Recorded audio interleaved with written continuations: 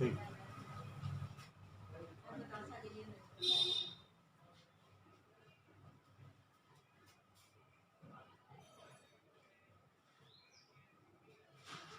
Welcome to World of You and I.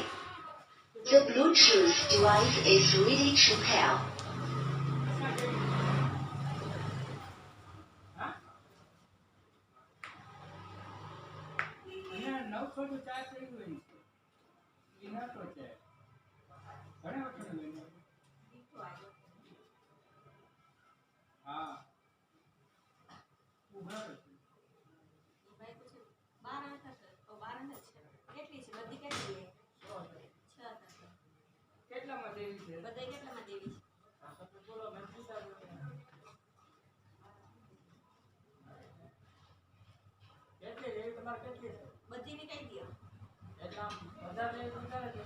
बोलिए भागवत भगवान की जय। परिस्थिति કહે છે કે ભાગવતજીની કથા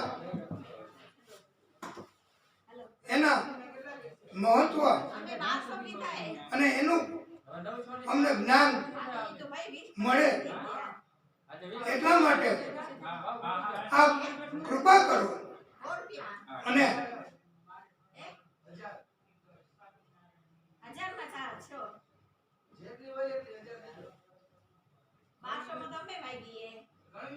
એમની ઈચ્છાથી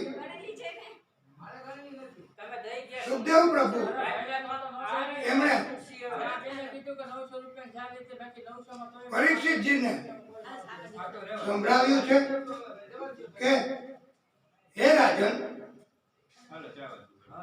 દક્ષિણ પ્રદેશમાં તુંગભદ્રા નામની એક નદી છે। આ નદીના કિનારે એક બ્રાહ્મણ રહેતો હતો। તે ધર્મશાસ્ત્રોમાં વિદ્વાન। એની પત્ની એ બહુ ઝઘડાખોર।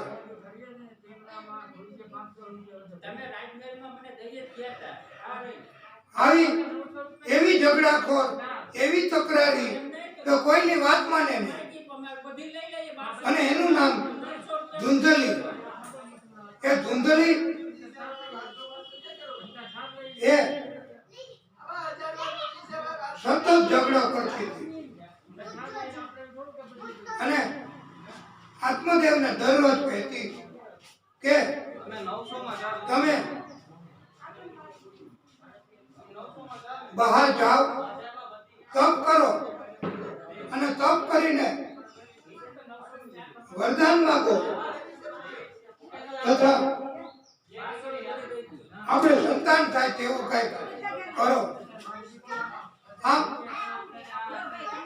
દરરોજ ધુંધલી આત્મદેવને કહેતી અને આત્મદેવ તો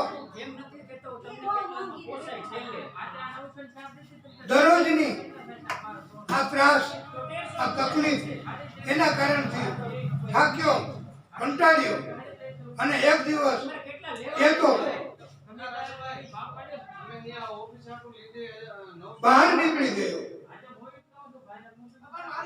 અને બહાર નીકળી ગયો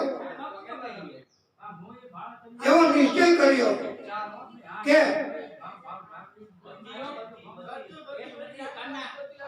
સંતાન નહીં મળે તો પાછું ઘરે જવું નથી અને એના માટે કૃપા મેળવવી છે। માટે આત્મદેવ થાક્યો અને થાક્યો એક મોટું સરોવર હતું। એમાં પોતે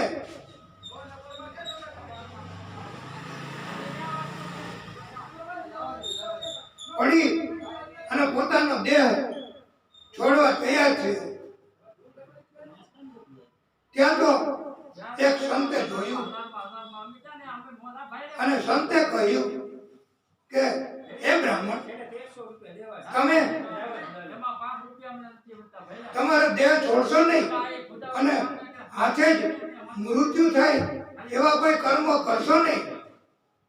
સંતાન હોય તો એ પ્રભુની કૃપા, અને સંતાન ન હોય તો પણ પ્રભુની કૃપા અને કર્મ એના આધારે બધું પ્રભુ કરે છે. માટે એ બ્રાહ્મણ સંતાન હોય તો શું?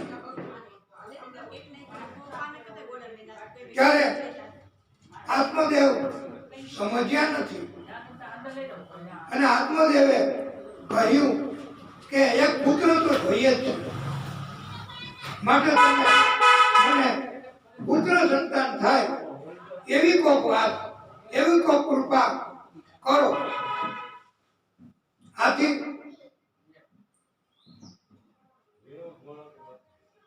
સંતે એ બ્રાહ્મણને કહ્યું કે હે બ્રહ્મદેવ, તમારા નસીબમાં 7 જન્મ સુધી સંતાન છે જ નહીં, પણ બ્રાહ્મણે કહ્યું કે આપની કૃપા અને આપના તપ, આપનું કરુણા, એના કારણથી પ્રભુ આપ કહેશો તેમ કરશે, માટે આપ કૃપા કરો.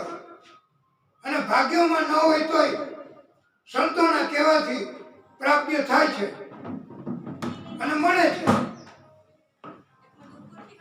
એમ આ ભાગવત કથામાં આવે છે.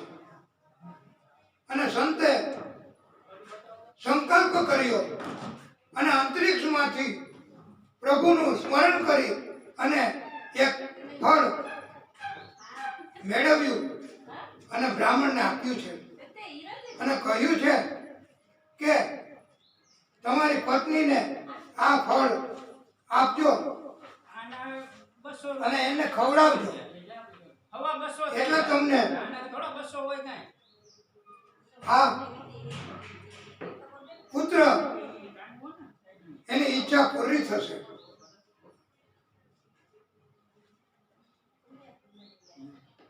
આત્મદેવ તો આનંદ કરતો કરતો ઘરે આવ્યો.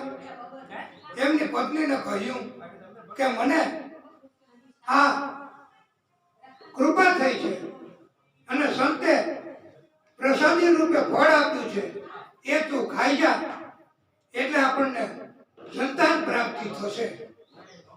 ત્યારે એમની પત્ની ધૂંધળી એમણે વિચાર્યું કે ફળ ખાવાથી સંતાન થોડું થવાનું, અને કદાચ ફળ ખાવ અને સંતાન થાય તો પણ એ ગર્ભાવસ્થામાં એ સમયમાં કેટલી તકલીફ સહન કરવી પડે. કોઈ જગ્યાએ હોય અને ત્યાં આગ લાગે, બધા ભાગે, પણ હું ન ભાગી શકું અને મરવું પડે. અને જેમ અત્યારે વાતાવરણમાં કહેવાય છે કે ગર્ભવતી સ્ત્રી એમને આ દર્દ વહેલું લાગુ પડી જાય છે, તાત્કાલિક અસર થાય છે. તો આવી રીતે થાય તો શું કરવું? કોઈ દર્દ લાગુ પડી જાય તો હું તો વિના કારણથી મૃત્યુ થાય મારું. આમ વિચારી ધૂંધળીએ ફળ ખાધું નથી. અને એમને ત્યાં એમની બહેન એ વખતે આવી હતી અને એમને કહ્યું કે બહેન,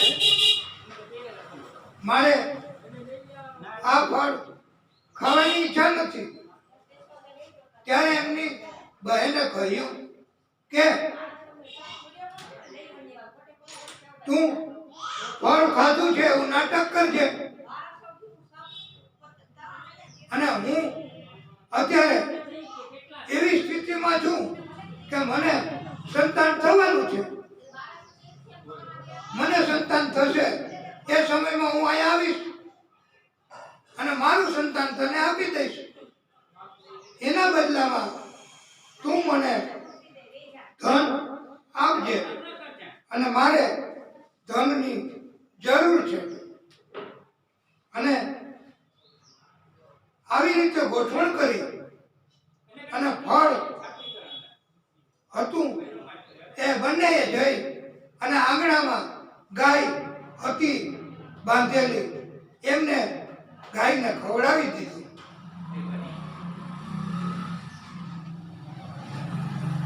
સમય જતા ધૂંધળીની બહેન આવી, એમને પુત્ર સંતાન થયું. કોઈને ખબર ન પડે એમ એ સંતાન ધૂંધળીને આપ્યું અને ઘણું ધન લઈ અને આ ધૂંધળી એ ઘણું ધન આપ્યું એ લઈને એમની બેન જતી રહી અને એવી જાહેરાત કરી કે એમને કાંઈ મૃત એવું થઈ ગયું છે અને કાંઈ સંતાન થયું નથી. અને ધૂંધળીએ એવી જાહેરાત કરી કે મને ફળ ખાવાથી સંતાનની પ્રાપ્તિ થઈ છે, માટે આ સંતાન અને આત્મદેવને પણ આનંદ થયો કે તમને આપણને સંતાનની પ્રાપ્તિ થઈ, પ્રભુની કૃપા થઈ છે. એનું નામ હવે આપણે નક્કી કરવું પડશે. ત્યારે ધૂંધળીએ જીદ કરી કે હું જ એનું નામ પાડીશ અને એનું નામ ધૂંધકારી પાડ્યું છે.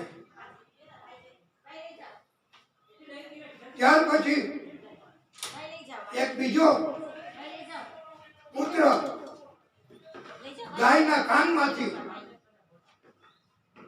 જન્મ થયો. એનું નામ આત્મદેવે ગૌકર્ણ રાખ્યું છે અને એ મહાપંડિત થયો, ધૂંધકારી મહાફલ થયો છે અને હિંસા કરે, લૂંટ કરે, કપટ કરે અને ન કરવાના કાર્યો અને કર્મો કરે છે અને પાપ કરે છે. સંતોને લૂંટી લે, પિતાને પણ કષ્ટ આપવા માંડ્યો અને ત્યારે આત્મદેવે પણ વિચાર્યું કે આના કરતા પુત્ર ન હતો એ સારું હતું. આમ આત્મદેવ એ ત્યાંથી વનમાં ગયા અને ત્યાં તપ કર્યું અને એમનું જીવન ટૂંકાવ્યું. ધૂંધળી એને પણ કષ્ટ ધૂંધકારી આપવા લાગ્યો, ત્રાસ આપવા લાગ્યો. એનાથી પણ કષ્ટ સહન ન થયું. આથી એ ધૂંધળી કૂવામાં પડી અને પોતાનો દેહ ત્યાગ કર્યો. આમ આવા કપટયુક્ત કર્મ કરવાથી આવું પરિણામ આવે છે. ગોકર્ણ તો તપ કરતા કરતા બધી જગ્યાએ વિચરણ કરે છે, તીર્થ સ્થાનોમાં જાય છે, જ્ઞાનની પ્રાપ્તિ કરે છે. ધૂંધકારી પોતાના ઘરમાં વેશ્યાઓને લાવ્યો છે અને વેશ્યાઓ ની ઈચ્છા સંતોષવા આ ધૂંધકારી કહે છે કે એક વખત મોટામાં મોટી ચોરી કરું પછી આખી જિંદગી અને પેઢી સુધી ખૂટે નહીં એટલું ધન મળશે અને એના માટે રાજાનો જ ખજાનો આખો આ ધુંધકારી એવો બધો હોશિયાર હતો ચોરી કરવામાં કે રાજાનો ધન ભંડાર તે લઈને ઘરે આવ્યો. વેશ્યાઓને તો આનંદ થયો, પણ એમ થયું કે રાજાનો ખજાનો લૂંટ્યો, ચોરી કરી, તપાસ થશે અને તપાસ થશે પછી તો પકડાઈ જશે અને પકડાઈ જશું તો પછી દંડ સજા ફાંસી પણ થાય. આથી વેશ્યાઓએ કાવતરું કર્યું અને ધૂંધકારીને જ મારી નાખવા માટે રાત્રિના એવા સમયમાં ઊંધો ટાંગ્યો, મોં પરાને ખોલી અને એમાં અંગારા અગ્નિ મૂક્યો. કેવો કષ્ટ, કેવો ત્રાસ થાય. અને પછી આવી સ્થિતિમાં ધૂંધકારીનું મૃત્યુ થયું. એના આવા કર્મ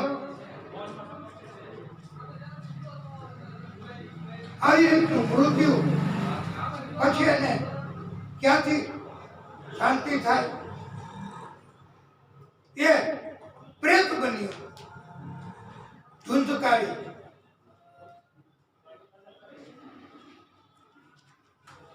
એમનો ભાઈ ગોકર્ણ ફરતા ફરતા ફરતા આ ગામમાં આવ્યા અને એમને થયું કે મારું ઘર અહીંયા છે.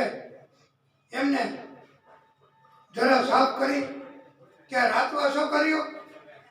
રાત્રે ગોકર્ણને પ્રેત કનડગત કરે છે. જુદા જુદા દર ઉત્પન્ન થાય તેવા દ્રશ્યો ખડા કરે છે અને એના કારણથી આ ગોકર્ણજીને પણ એમ થાય છે કે કોક પ્રેત આવું કરે છે. એમને જળની અંજલિ હાથમાં લઈ ગોકર્ણએ છાટી પ્રેતને વાચા ઉપડી અને કહ્યું કે હું તમારો ભાઈ છું. મેં આવા અધમ કૃત્યો કર્યા છે, આવા પાપ કર્યા છે અને આવા કર્મ કર્યા છે અને એના કારણથી મને મૃત્યુ પછી નહીં શાંતિ મળે, મને મોક્ષ નહીં થાય. આપ મને શાંતિ થાય એવું કરો.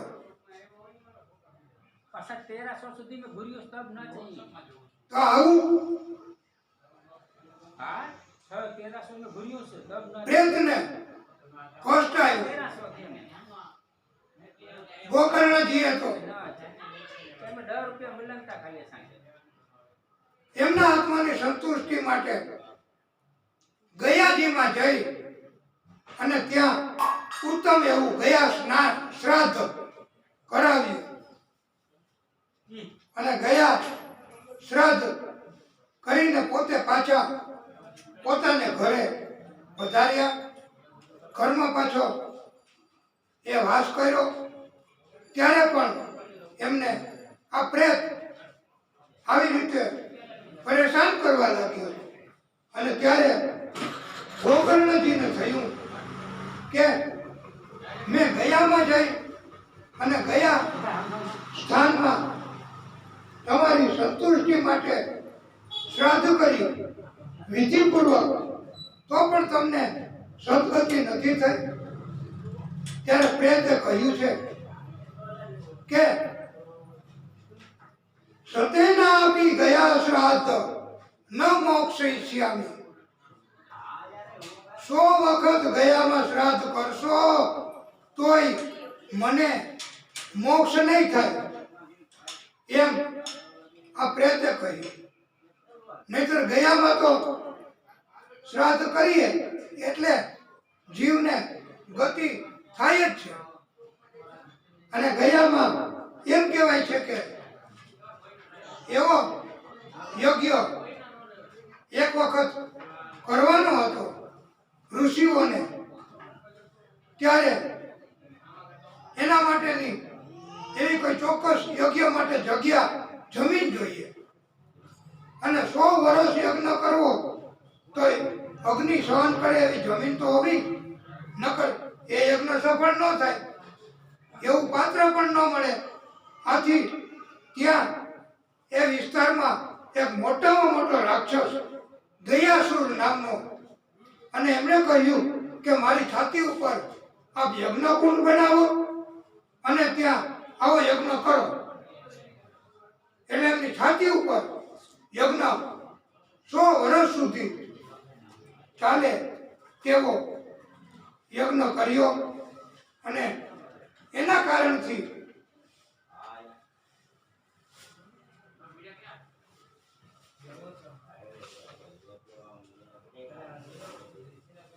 ભગવાન પ્રસન્ન થયા અને વરદાન આપ્યું કે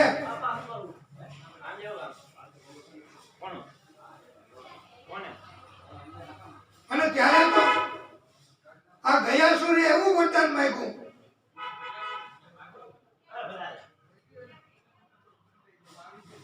કે આ જગ્યાએ જે કોઈ શ્રાદ્ધ કરશે એને મોક્ષ પ્રાપ્ત થાય છે, એવું આ વરદાન આપો. તો પણ અહીંયા પણ ગયા જીમાં ગોકર્ણ મહારાજે શ્રાદ્ધ કર્યું, છતાંય એમના ભાઈને મોક્ષ નથી થયો.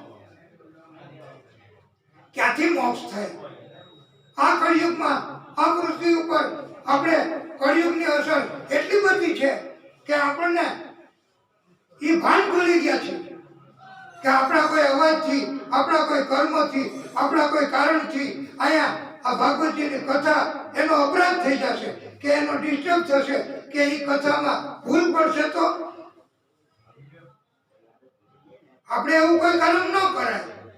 એવું આ કળિયુગના મોટા ભાગે માણસોને ક્યાં ખબર પડે છે? અને પછી મૃત્યુ પછી ક્યાંથી ગતિ થાય? મૃત્યુ પછી ક્યાંથી એને મોક્ષ મળે? એને ગોકર્ણજીએ કહ્યું છે કે હું સૂર્ય ભગવાનને પૂછીશ અને એમની કૃપા મેળવીશ અને તમને મોક્ષ મળે એવું કરીશ. ત્યારે ગોકર્ણ મહારાજે, અને એવું તપ જોઈએ હો, એવું ભગવાનના આપણા કર્મ જોઈએ કે તો જ ભગવાન આપણને રસ્તો બતાવે. નહીતર ભગવાન કોઈ રસ્તો, માણસોએ રસ્તો નથી બતાવતા, તો ભગવાન ક્યાંથી રસ્તો બતાવે? એટલે એવા મોક્ષ અને એવા કેવા કર્મથી થશે એના માટે ગોકર્ણ મહારાજે સૂર્ય ભગવાનને પૂછ્યું છે. ત્યારે સૂર્ય ભગવાને ઉકેલ બતાવ્યો કે ભાગવતજીની કથા એનું આયોજન કરો અને ભાગવતજીની કથા શ્રવણ કરાવો. ત્યારે ગોકર્ણજીએ પોતે જ વક્તા તરીકે ભાગવતજીની કથા કહી છે. અને એ વખતે લીલાવાસ એની આસન બનાવી અને ગોકર્ણજીએ ભાગવતજીની કથા કરી. એમાં આ પ્રેત એ પણ આવી ગયો. એમને વાસ કરવા માટેની કોઈ જગ્યા મળતી નહોતી, આથી વાસની અંદર ઘૂસી ગયો. એક દિવસની કથા પૂરી થઈ એટલે વાસની એક ગાંઠ તૂટી. આમ 7 દિવસની કથા પૂરી થઈ એટલે 7 ગાંઠ તૂટી અને એમાં એમાંથી દિવ્ય સ્વરૂપે આ પ્રેત પ્રગટ કર્યું અને દિવ્ય સ્વરૂપ એમને મળ્યું અને એમણે પ્રણામ કરીને કહ્યું કે હે ભાઈ, તમે ભાગવતજીની કથા કરી મેં સાંભળી એક ચિત્તથી, અને એટલે મને હવે ધામ પ્રભુનું મળે છે અને મને પ્રભુએ તેડાવ્યા છે. પ્રભુ તેડાવે એટલે આપણે એમ કહેવાય કે એના માટે વિમાન આવ્યું. બાકી વાસ્તવમાં વિમાન આવતું નથી. એવી કોઈ શંકા કે એવા કોઈ પ્રશ્ન ઉદ્ભવે નહીં, એ આપણે ધ્યાન રાખવાનું છે. આપણે તો વિમાન આવ્યું અને એમને આમંત્રણ આપી અને ધામમાં લઈ ગયું, એ આપણે માનવાનું છે. પછી શંકાઓ નથી કરવાની કે વિમાન આવ્યું તો ક્યાં લેન્ડિંગ કર્યું હતું, કેવી રીતે લઈ ગયા. પણ શ્રદ્ધા અને વિમાન એટલે ઉત્તમ મજાનું કેળું, પ્રભુ પોતે જ આવ્યા હોય એવું એને વિમાન આવ્યું એમ કહેવાય છે. અને ત્યારે ગોકર્ણ મહારાજે કથા કરી અને પ્રભુ પ્રસન્ન થયા, વરદાન માંગવા કહ્યું. ત્યારે ગોકર્ણજીએ પૂછ્યું છે કે હે પ્રભુ,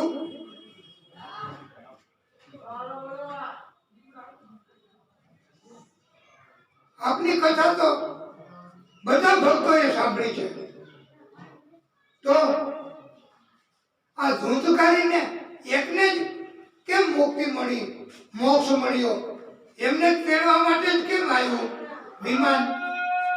બીજા બધાને કેમ કોઈ સંકલ્પ સિદ્ધ કે જીવન ધન્ય નથી બનતું?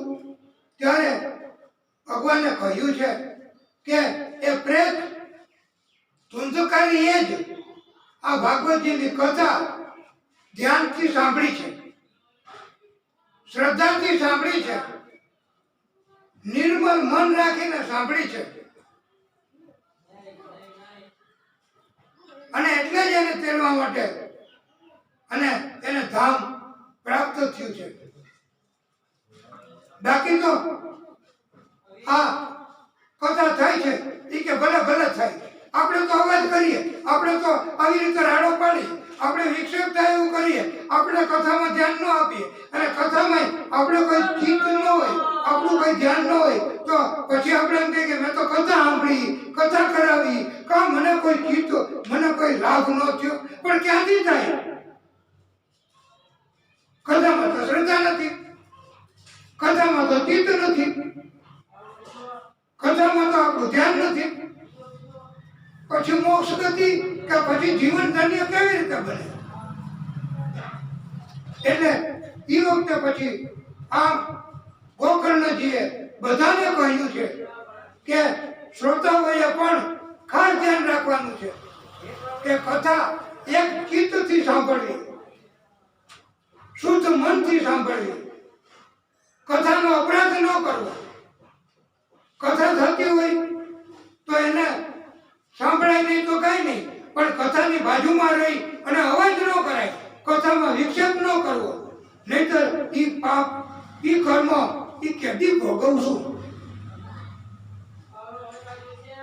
આ તો મફતમાં આવું બધું મળતું હોય છતાંય જો ભગવાનમાં શ્રદ્ધા ન જાગે અને કળિયુગમાંથી, એના બંધનમાંથી મુક્તિ ન મળે અને કથાની અંદર આપણે બેઠા હોય અને આપણી ઉપર જ ભગવાન કૃપા કરે અને કરુણા કરવા માટે કથા સ્પેશિયલ, જેમ સુખદેવ પ્રભુએ પરીક્ષિતજીને સંભળાવી હતી એમ આપણને કથા સંભળાવે તો પણ આપણું ધ્યાન કથામાં ન જાય, આપણને કથામાં ચિત્ત ન લાગે અને આપણને કથામાં શ્રદ્ધા ન જાગે અને કથા સાંભળતા સાંભળતા જો આપણને નીંદ આવે તો પછી કથા એ ઉપરથી ગઈ, એની કોઈ અસર થાય નહીં. ગોકર્ણ મહારાજે કહ્યું છે કે પછી હવે શ્રાવણ મહિનો નજીક આવ્યો અને શ્રાવણ મહિનામાં બધાએ આવી રીતે કથા સાંભળવી એમ આદેશ કરી અને બધાને સુંદર મજાની ભાગવતજીની કથા ગોકર્ણ મહારાજે સંભળાવી છે.